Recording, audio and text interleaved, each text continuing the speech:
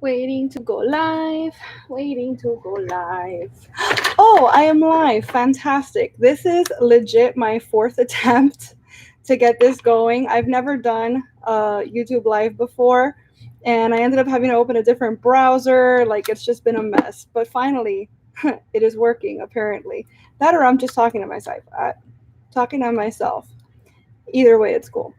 You guys are just about to see now just how much editing I actually do to my final videos because I typically talk so much and so fast that I have to edit myself just so that the words I say form cohesive sentences at the end of my videos. So, if you're here in the live, welcome. Hi, nice to see you. I'm Desiree and I am awkward. And if you're not watching this live, that's cool too. This is going to stay up on my channel for anybody that missed it because I did give like literally like 7 minutes notice before I did this. So I understand. Kiddos in the bath. Excuse me. I understand if not everybody was able to like jump on right away. Totally cool. I get it. Hashtag mom life and all that. So I wanted to talk today about the spooky Friday the 13th LUSH Halloween launch. And I wanted to do like a whole proper video about it, but I didn't have a whole lot of time today to like set up my lights, and then I'd have to edit the video and everything. So this is going to be a super chill, informal, obviously no editing chat really about the products and just based on the descriptions, what I'm most looking forward to and what I'm not like super excited about. I was hoping to just go into the store and like smell everything myself, see everything, and that way, of course, I can pick out like the prettiest bath bombs, the ones that are in the best shape, and all that. But I just learned. I don't know if it's every shop in North America, but my shop specifically, the one nearest to me, they have a Facebook page. They don't have an Instagram like a lot of them do, but they do have a Facebook. And they posted like, oh, get hype, whatever. Our products are coming into the store September 27th. That's a whole 2 weeks from now. Like, if I place an online order, I'd have the stuff in my house before the store gets their stuff. Like, that makes zero sense to me. I thought, or I'd heard somewhere, maybe it was in the UK then, but I'd heard that the products were dropping online on the 13th and that they were coming out in stores on the 17th, which is what, Tuesday or something? That makes sense because they get the shipment on Monday. They have time to put everything out.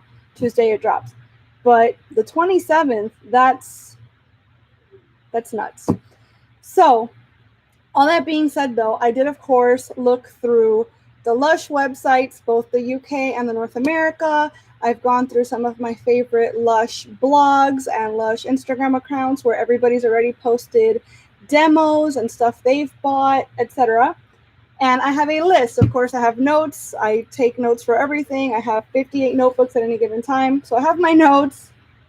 I have my iPad all loaded up here so I can show you guys pictures of the stuff I'm talking about. And I'm just going to go down the list. There's only 10 items that are dropping this year for Halloween. Halloween tends to not be a huge collection, but it's one that everybody gets very excited about, obviously. There's a lot of cool stuff that you only see this time of year, a lot of scents that you usually only see this time of year. And also, I guess part of the hype is that within like a few weeks, Christmas is going to come out as well. And the Halloween and Christmas stuff comes out like they stay overlapping for a really long time. So it's like a holiday collection, really, except Christmas comes out in like a month or so. But yeah, I'm rambling now. So let's just get into it. So the first thing that I have here is the Mercury Retrograde Bath Bomb. And this is what it looks like. Sorry about the glare. But it's a orange bomb with green, purple, and black stripes, basically. Not a lot of black. I've seen a demo of this, and it is mostly orange, but it has a lot of green and purple in it too. And the one I saw at least was very foamy. It looked really nice. It is scented with, let's see, ginger, lemon, gardenia, and cinnamon oils. So that sounds nice. That sounds spicy, which I like. I love anything gardenia. I don't know if it's going to blend well with like cinnamon in that, but I guess that remains to be seen. Apparently, it's scented in Gingerbread House. It's apparently a retro product or a retro scent. I've never smelled that, so I don't know what it's like. But I can see how this could be good. This is one of those that like I'm on the fence about just because I don't honestly know what it's going to smell like. So I'd rather wait to see it in store and smell it for myself before I spend the money. So the next one, let's just go down the list that I have here. Monsters Ball. This is an oldie but a goodie. It's been coming back for a little bit now. This one's Calacas scented. So if you're new to Lush, Calacas smells almost like a lime candy. It's really good. It's sweet. It's not really sour, but it does have like a lime. It's lime candy. That's what it smells like. So they have it described here as fruity lime and neroli scent. And yeah, I guess that's spot on. And I've used one of these before. It is very, very pink. It does have tiny blue swirls, but the blue is not enough to really make a huge difference. It's really pretty though, and it does smell really, really nice. Of all the Calacas scented things, this one's my favorite. And yeah, I don't have any extra notes on that, so that's fine. Mercury retrograde, I already talked about. Okay, Lord of Misrule. That's another one that comes out every year that everybody looks forward to. Last year, there was a bit of a controversy because it's meant to be this like green and like brilliant red, almost like a maroon color. But last year they were brown. And it was really, they weren't very pretty, to say the least. So, and it's funny because it was just the North American ones that were like that. The UK ones were proper, which obviously it's like there's two different warehouses, two different factories. So they're not meant to be consistent. It's impossible for them to be batch to batch perfectly consistent. So yeah, I don't know what happened with the North American ones, but everyone was complaining. Hopefully they fix that for this year. But Lord of Misrule is scented in Lord of Misrule. It's its own scent family. It's described as patchouli and black pepper oil. It also has vanilla in it. I don't know why the description doesn't say that, but it's patchouli, black pepper, and vanilla. This is incredible. It's a lot of people's favorites. A lot of people look forward to this every year. I will say I was looking around on the website, and North America doesn't seem to have the shower cream available this year. It didn't come out as a Halloween product, but I do want to let you guys know, in case you don't know, on the UK site, and there's a lot of reasons why you want to buy from the UK instead of the US, but I talk about that in like literally every other Lush video. So just go through my playlist and you'll see.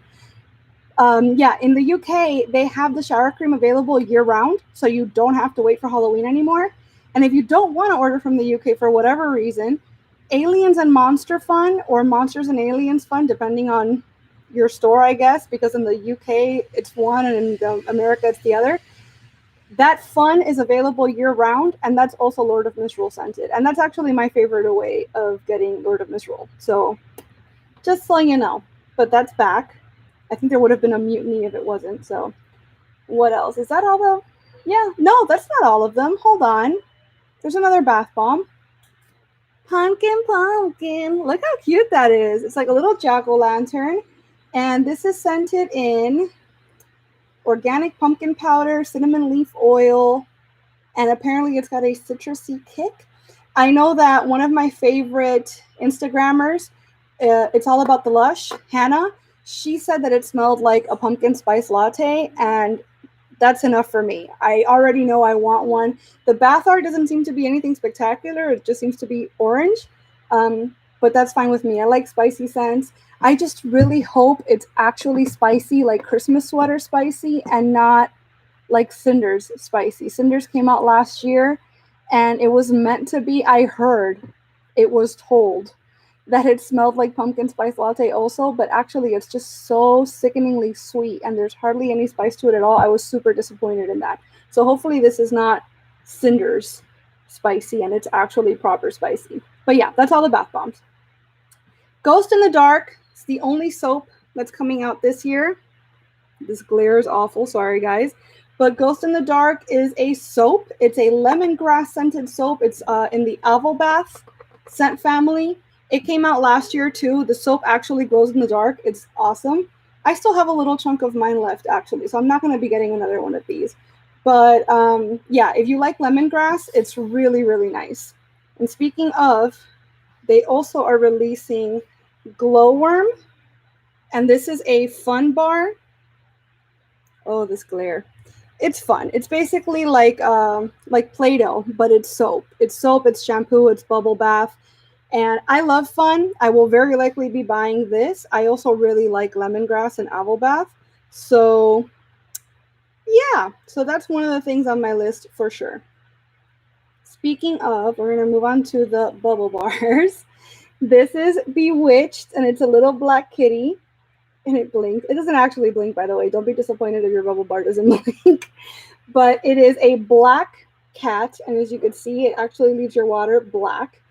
And this is scented in Sultana or Blackberry, that scent family. One of my absolute favorites. I always buy Bewitched whenever it comes out. And it has come out for at least the last couple of years. I don't know if I'm going to buy any this year. Who am I kidding? I'm probably going to buy at least one this year. But I really shouldn't because I still have at least one stashed away from last year. But this is amazing, and it really is one of my favorite scents. So it is scented in case you don't know. Does it really just say Fruity Bubbles? That is not at all a good description. It is olibanum, which is frankincense, bergamot, limonene, so like a lemony scent. I don't know. I feel like this description is really lacking. It's really, really nice. It's like a sweet scent. It's creamy smelling, which I know is like an awful, first off, I hate that word. And it's also an awful description because that can mean so many things to so many different people. But I really, really hope if you're watching this, you're able to get to a store and smell this for yourself because it's indescribable. It's really, really good. What else? What other pumpkin? Where are you? There's a sparkly pumpkin. I'm trying to, what? I'm going all out of order here. Oh, okay. There's only two products left after this. So the sparkly pumpkin bubble bar. This, I believe, is a returning product from last year. I didn't buy it last year, and I likely won't buy it this year because I'm not a fan of like that huge amount of sparkle. But this is warming juniper berry, grapefruit. Is that all it says? All right. This one supposedly is Mr. Punch. Again, it's a retro scent or a retro product. I don't know how to describe it because I've never smelled it.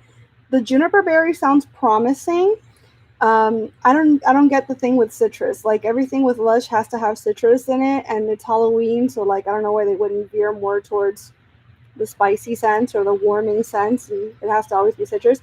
But like I said, I probably won't be buying this regardless because that level of sparkle is just, it's not for me. If it's for you, then props, but it's not for me.